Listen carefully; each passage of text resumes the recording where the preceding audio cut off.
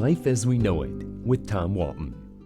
Everyone has a list of personal pet peeves. You have yours, I have mine. They are the annoyances in our lives that most of the time we are powerless to overcome. I think it's time to share a few of mine and perhaps accept that I need to be a little bit more tolerant.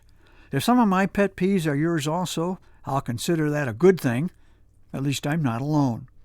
It probably is no coincidence that several of mine involve operating a motor vehicle. Number one, have you ever noticed how many times you're traveling down a street, a car pulls out in front of you as you approach, and then the driver immediately turns on his or her left turn signal, comes to a stop at the next cross street, and makes you wait behind him until he can make his turn? The delay might only be a few seconds out of my day, but it's the principle of the thing. It's inconsiderate. Couldn't he have just waited 5 more seconds for me to pass before pulling out in front of me? But that's nothing compared to the guy at the head of the line in a left turn lane at a traffic signal. Let's say you are third in line. The light goes green, but the driver in the first car is so busy texting he doesn't see it. Finally, at the last moment, as the light goes yellow, he realizes it's time to go. He gets through on the yellow.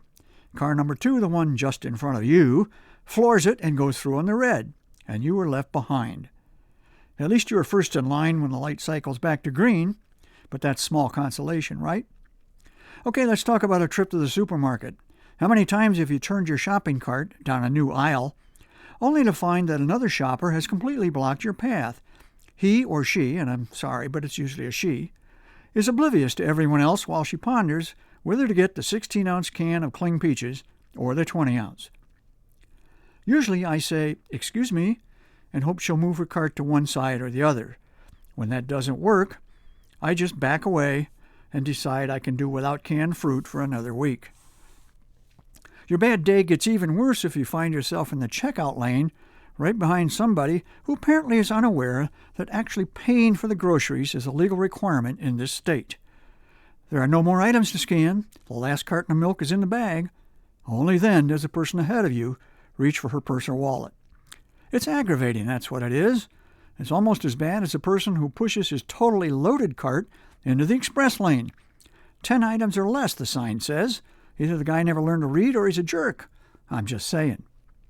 And how often does an item in the guy's cart need a price check, further delaying everyone behind him?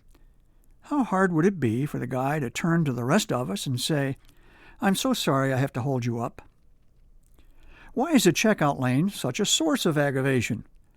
Let's say you've patiently moved your way from 4th in line to 2nd, and a few other shoppers have gotten in line behind you. Only then, when it's almost your turn, does a cashier arrive to open the lane next to you. Do the people behind you allow you to move to the new lane because you've been waiting the longest? Dream on. They stampede over there and beat you out of the store. You know what?